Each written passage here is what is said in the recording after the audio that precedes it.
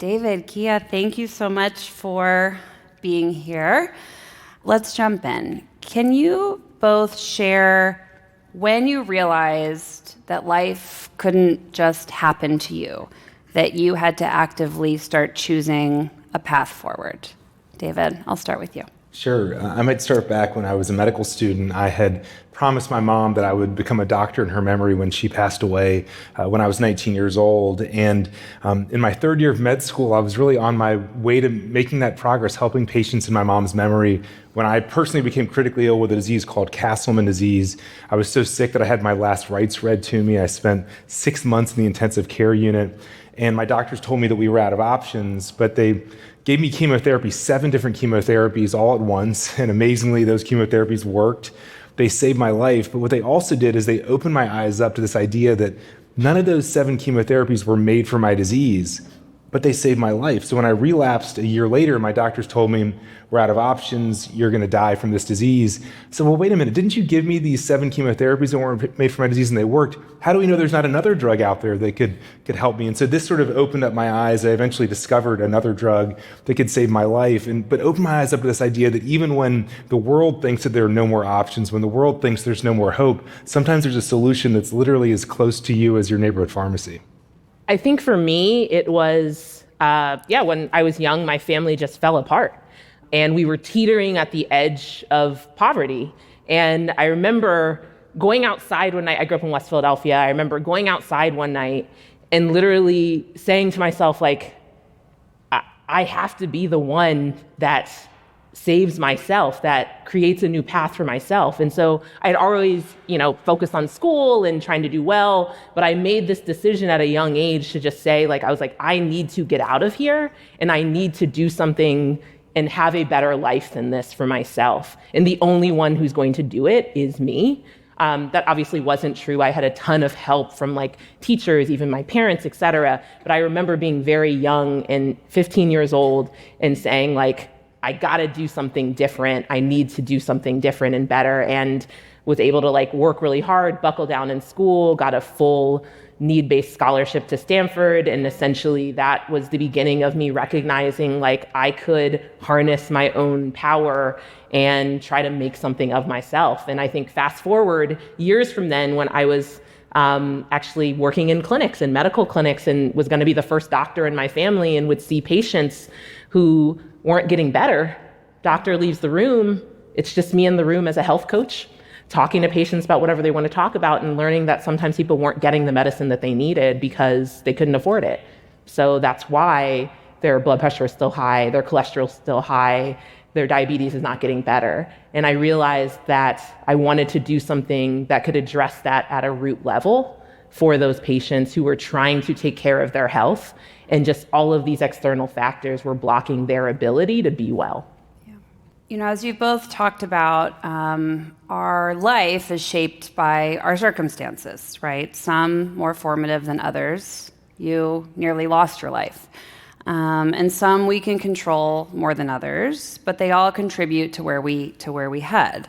As I shared, these can be dramatic or they can be small.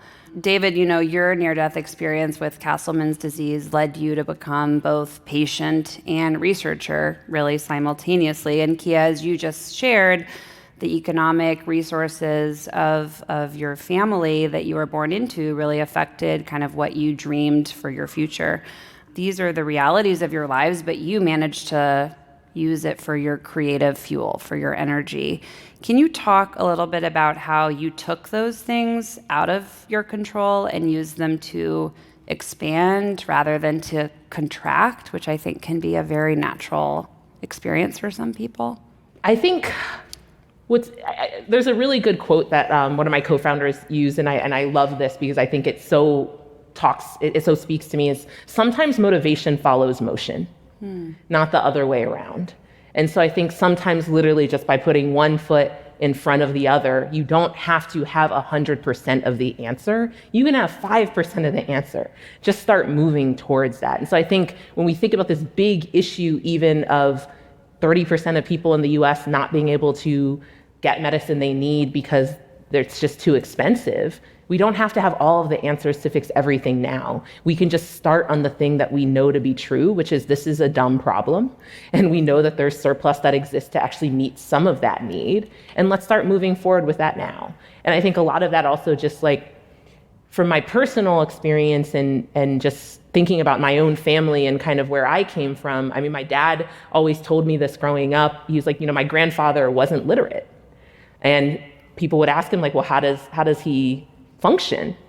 And I remember someone asked specifically, like, how do you drive if you can't see street signs? And my dad told me that his father said to him, I look at the stars. And so I'm like, if my grandfather can look at the stars to find his way and navigate through streets, what excuse do I have to not do everything I possibly can for the patients that we're serving and to plot a better life? Yeah. Look at the stars. It's incredible. Love that.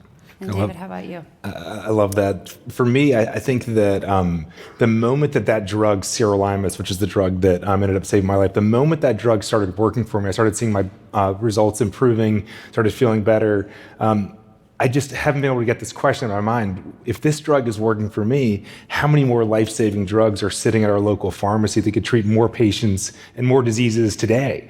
And I think exactly as Kiah is saying, once you see something like this, once you experience something like this, whether it's learning about access to medicines or the work we're doing, learning about the fact that there's all these hidden cures that are unmatched, you sort of can't unsee it, especially when you see the impact that it has on humans, patients that are alive because of these medicines. And so I think to answer the question, it's, once you see something like that, it's about continuing to push forward and say, okay, well, maybe this helped me, but can this help the person, down the street from me? Can this help someone else in my community? And then when you start seeing that it can, you can just keep asking bigger and bigger questions. Can it help people all over the world? And I think that's so important in guiding us. Yeah. Kiah, you just were touching on something.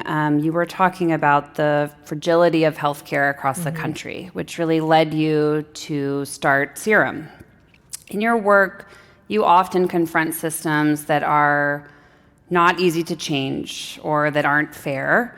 And you've witnessed, as you shared, families that are making impossible choices between being able to afford medicine, being able to get food on the table for dinner. These are issues we're all hearing about every day on our news too. How do you counsel others who see systems working against the greater good, or perhaps are plagued by injustice, but wonder, do they really have the power to make any change? I think that's a very timely question. What do you do in your own community? What do you do in this state? What do you do in the country? Whatever level you're looking at. And I think Serum has really shown me the power of getting out there and just getting stuff done.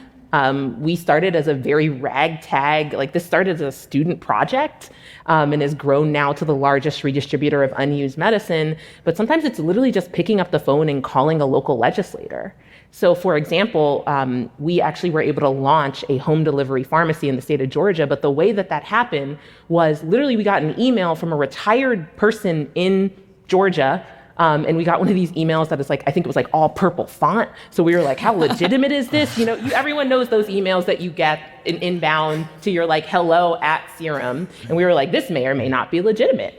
Concerned citizen that says, hey, how do I make this happen in my state? Emailed us in, called his local legislator, got us a meeting with the chair of with the chair of public health in the Georgia legislature. That was the beginning. That was the spark. So I think we can actually trace back in every area that we're working in this country. It was usually just one person who was concerned. It was a concerned pharmacist who saw unused medicine. It was just a random person who read an article about us and said, hey, I want to do something. What can I do? And we said, if you can get us a meeting with the state, that would be awesome. And from that moment of just them calling their legislator to say, hey, I want to see this program happen, we were able to make inroads. So I think that it can feel a lot of it is just, it's unclear what is the path forward. You don't have to know every step, but doing something rather than nothing, choosing action over apathy, I think it just bears out. And I've just seen this multiple times, the value of an email or a phone call and what it can be to changing fundamentally the destiny of our organization, but also our ability to serve tens of thousands of more patients. Yeah, incredible. David, I'll turn to you. Many people feel like they need permission or like a dramatic wake-up call to chase their audacious dreams or really affect change. But what would you say to someone who senses this can't be all there is, but isn't sure quite whether or how to show up? Yeah, great question. I think that no matter what you're going through in your life or the challenges you're facing, I think it's worthwhile asking yourself, what am I hoping for every day? What am I wishing for? What am I praying for? Like, actually reflect on the things that you're praying for, wishing for, and hoping for every day. And that can oftentimes tell you exactly what you should be doing, because whatever you're hoping for and you're wishing for, that is actually the inverse of what you should be doing. What can you do today, tomorrow, and the next day to create the thing that you're hoping for, to solve the problem that you wish would be solved. And there are a lot of challenges that we face every day that feel insurmountable, and many that truly we have a hard time actually having an impact on. But there are also many problems in our lives that we're hoping for a solution for, that we actually have something that we can do to help to solve that problem. And as Kiah mentioned, it may be that we can, call a state legislator, or maybe it's that we can post something on social media to raise awareness about a problem. But there are tangible things we can do. But I think it all starts at reflecting on what are you hoping for, what are you wishing for, and I think that's a great place to start with what you should be doing every day. Yeah, you call that in your TED Talk actionable hope, right? That it's not enough to just hope for something more, to say, well, in 6 months or in a year, right? So maybe talk a little bit about that kind of That's right. I've hope. realized there's this circuit, and it all starts with hope. What are you hoping for? And that hope really needs to drive action. And if that hope drives action, what I've found is it often will drive impact. And well, what does impact do? It gives you more things to be hopeful for. It gives you more hope. And you can create this incredible circuit. Hope, action, impact leads to more hope, action, impact. And all of a sudden, years later, you're sitting here with these two amazing people and all of you, and able to share about an organization every year that's saving lives of patients all over the world. But it all starts with that first hope and turns to action and impact. I know we're going to talk about a lot today, but, for every cure and serum, like, how can people be part of it or support the work that you're doing? Sure, I'm happy to start. I can start with you, David. Yeah, absolutely.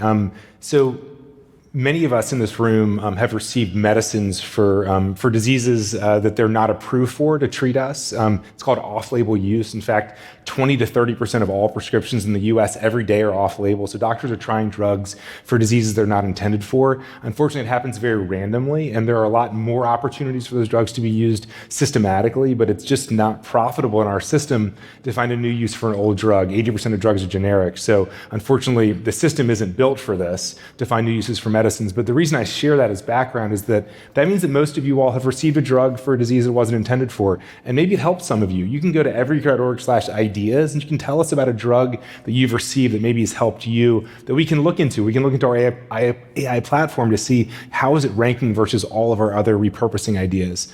Second is that you can help to support us financially. We run large clinical trials that are very expensive, and we want to reach patients all over the world. And finally, awareness raising is really important. We find treatments that, for diseases that we never would have imagined, like lidocaine for breast cancer, or DFMO for Bachmann-Bupp syndrome. And amazingly, the problem for a lot of these medications is just awareness, just getting that drug to the patient. It's a matter of letting patients and doctors know, so helping to spread the word about our work at Every Cure. For us, there's an opportunity if you have, in some instances, individuals can actually donate their unused medicine as long as they're in sealed containers, unexpired, so there's an opportunity for you to potentially donate. The other thing I would just say is this is TED. Like, y'all are well-resourced, well-connected individuals. If you want to see us come to your state to bring a full solution for medication access to your state, reach out. Going back to what David was talking about, actionable hope, I think that's such an important thread. And Kiah, we were talking yesterday, and I've heard you say before that it's a privilege to do hard things. Kiah also has a new baby, so she is in the thick of the doing hard things right now. And something that you also have said is that really thinking about short-term pain for long-term gain. So maybe talk a little bit, Kiah, about how you kind of rationalize those feelings of the pain and the gain. And so hope is a tough concept for me because I am a probably realistic, pragmatic pessimist. I don't think anyone who's ever worked with me would say Kiah's a hopeful, optimistic human, which is kind of a weird thing to say considering I'm doing social entrepreneurial work and trying to have impact in this world. So why am I doing this? And how do I get up every day and continue to do it? And I think a lot of it comes down to when you are having personally experienced, when you are living at the edge and you're I just got to put one foot in front of the other. I got to make sure I have what I need. I have to make sure there's a roof over my head. I have to make sure there's electricity because the electricity got cut off. You're not necessarily thinking about the hopes and dreams of the future that you want to have. You are thinking about living today and making to tomorrow. But I think that in and of itself, I've realized, is a form of hope. Because you do not just lay down and die, candidly. And this is something I say to myself because I'm not an optimistic person. I'm not a very hopeful person. Well, Kiah, you have options, and hopefully you choose to make this world a better place and to keep going. And I think that what you referenced around, so how do I make this all work in my head is, at the end of the day, now that I am not in that situation where I am worried about basic needs, it's such a privilege to be able to choose the hard things in your life. For so many people in this world, that is not a choice that they have. That thing is sitting right in front of them, staring at them every single day. So the fact that I have food on the table, good health insurance, a roof over my head, I get to now choose what are the things that I'm going to take on that are hard. And so I reflect on that, especially now, being on a stage like this, in a room like this, what a privilege it is for me to choose hard things and to go out and tackle those. And all of us in this room, I think mostly probably have the ability to choose the hard things that you're going to tackle in your life. Mm-hmm. So you can choose career, you can choose to start a new job, you can choose to start a new organization. These are all choices that we have, and it's a privilege of choice. And so I think for me, that is what gives me more hope. And that lights a fire under me of this idea of every day I get to wake up and choose to go out into this world and tackle some of these systems of oppression, systems of inequality. And so what a beautiful life that is, to be able to wake up every day and be at Maslow's hierarchy of need at the top, working on self-actualization. David, for people who are navigating some of that crossroads that you're talking about, a big change, maybe it's you want to start an organization or change jobs, but for those of us who might be in that place but feeling a little bit stuck, what small, everyday choices or mindsets do you share with people to kind of help them move forward or build a more meaningful path? Sure. I think there's three things that can really help you during a really tough time. And I learned this from the 6 months that I spent in the intensive care unit when I was dying from my disease, Castleman's. And the first is that you have to have a vision for what you're fighting for. So you have to be able to actually see what is it that you want and that you're wishing and hoping for. So for me, I was wishing and hoping for a family with my girlfriend at the time, Caitlin. I was wishing and hoping that I would be able to find drugs in memory of my mom and treat patients in her memory. That vision was so important for me as I was struggling to survive for those 6 months. The second is that you have to have an amazing team of people by your side. My sisters literally held both of my hands 8 hours a day for those 6 months, giving me the strength that I needed. My dad sat with me. My girlfriend was there with me as well. They provided strength and support. And of course, when you think about it from a professional perspective, the team that you have around you is everything, right? It's so important. It is truly everything. And the third is that you have to take things one step at a time. And so if someone had come to me at the beginning of that 6-month period and said, David, you're going to suffer the most unbearable pain you've ever felt. You're going to be on the brink of death for 6 months, you're going to say goodbye to your family. I would have said, there's no way I have the strength to make it for 6 months. I would have said, where's the white flag? No way I can do that. But taking the approach of one step and one breath at a time helped me so much. I remember there was one point about 11 weeks into that illness where my doctors told me that we were out of options, and I started slowing my breathing. It was so painful to breathe, and I was starting to let go. And I remember looking up at my sister, and everyone else had said goodbye, said goodbye to all the people that I love. And my sister looked at me and said, "Just breathe, Dave, just breathe." And I remember hearing that, and I was like, you know what? I can do like maybe 1 or 2 more breaths. Like, let's go. And I did a couple more. Okay, I can do a minute of this. I can do an hour of this.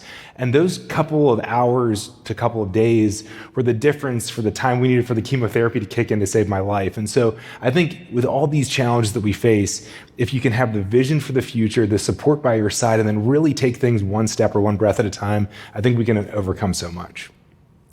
Resilience is a topic that's been touched on a lot over these last couple days, and I think that the perception often is that social entrepreneurs or leaders like you are always full of hope, like always ready to go forward and conquer more. Like, is that how it feels to you? Do you always feel that way? I think I already said no. I'm like a very pessimistic human in a lot of ways on a daily basis. But it's interesting. I don't know that I have always hope. I know that I have faith. And I know that I have faith weirdly in this country. I have faith in humanity. And I think going back to what is the vision that you want to see and what is the world you want to live in, like, it's much better for me. And I can wake up and be happy and recharged thinking about this world and humanity as a race that is ultimately going to save itself than it is to think about this country or humanity as a race that's going to implode and destroy itself. It's helpful to hear.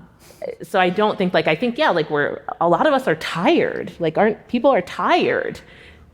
And at the same time, this is it. I think you had mentioned previously this concept of short-term pain, long-term gain.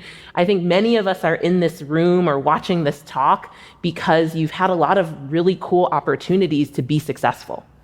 And I think what we learn from that is delayed gratification oftentimes, to say, okay, you put in these hours studying, you do schooling, you wait for that promotion, you work hard, you put your head down and you grind to get to some next step.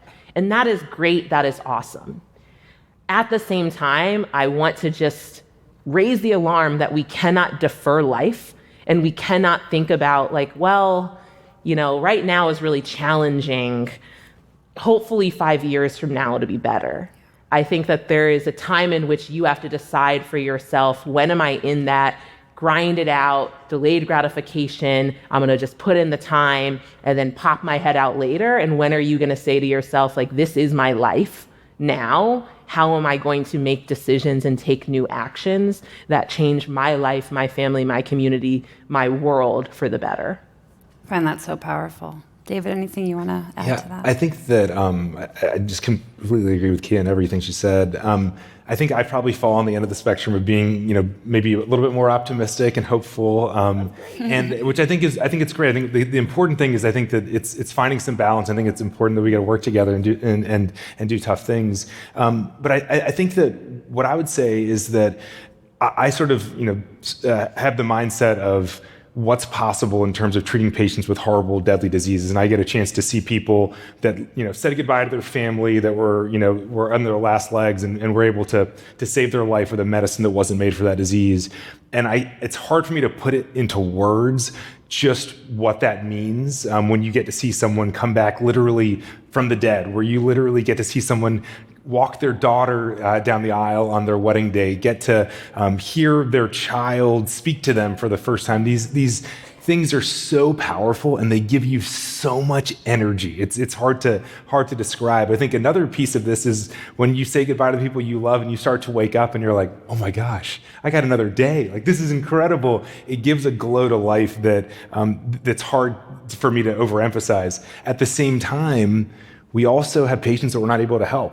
and patients where we try everything for them and they still die from their disease. Diseases that we're working on so hard and we want treatments so bad and we just can't find them. And so I think that when you bring all those together, it's the excitement of life and the fact that we're all here and it's just amazing. The excitement of being able to help people that shouldn't be here, that are living what we call overtime, but it's also sitting with the pain of the patients we're not able to help, sitting with the pain of the diseases that we're not able to treat yet, and having that pain drive further action. What is one thing that you would leave people with, or like an action that people can take to start to like make change in their life starting today? Kiah, I'll start with you. I think we're in an incredible moment where thinking about what really matters to you, what really matters, not the things, there's a million things that everyone says that they care about, right? Because like to be a good human, to be a good person, you must care about a lot of things. You must do all the things. You must vote, you must recycle, you must go to see your dentist every 6 months. Like there's all these things that we all have to do. I think there's too much. There's so many things. It's so hard to feel like you are a good person that is doing good things. And I think this is a time, I've really been thinking about this because I have a new priority, which is I have a child now. It's how do I focus on the things that actually really matter? And for me, it's understanding more authentically for myself, what are the things that, like, for me, it's like, what are the things that bother me? What are the things that anger me? What are the things I'm excited about? Like, for me, it's all about the strong emotions that come out. And how do I focus my life and my work and my mission on impacting those? And it's gonna have to be, for me, the way I choose to do that is going deep in a couple areas and having to maybe say, I maybe didn't go to the dentist in the last 6 months, and like I'm okay with that. Like maybe I'm taking a break from some of these things because I want to focus on these others. So I think it's really just understanding for you what are the things that actually just deeply matter and taking action on those, because it's a recognition you can't do everything. And I'm a person who wants to do everything. And so I think rather than being really sad about that, it's using that as the empowering statement to myself to say, I can't do everything, but the things I'm going to do really well, I'm going to be really focused, and I'm going to see impact in those areas. But it is very important to go to the dentist every 6 months. Don't forget that. David, just quickly. Sure. So I completely agree with Kiah's points. And one way that I've sort of framed this in a way that's been really helpful for me is that I've considered the moment that I nearly died for the first time to be the start of my overtime. And overtime is a sense that many of us can relate to. So think about at the end of a sporting event where your game goes into overtime, and if you're playing in one of those games, it can be really scary to be in overtime because like at any minute the game could end. If you make a mistake in overtime, the game is over. Make a mistake in the first half of the game, you can make up for it. So overtime can be really scary. But overtime can also be really clarifying. When you're in overtime, you focus only on the things that are most important to win whatever that sporting event is. And so I found for me that I've been in the state of overtime now for 15 years. I guess I'm in my 5th overtime by now. But in this overtime, it helps me to sort of cut out the noise, the things that I don't care about, the things that aren't important to me, and to just focus on the things that are really, really important to me. And so I think that, when I was 25, sort of first realized that we're all in overtime. But the truth is we're all in overtime. And none of us know how long our overtime is going to go for, but all of us have the ability to make the most of every second in overtime. What a great way to end. David, Kiah, thank you so much for a great conversation. Till next time.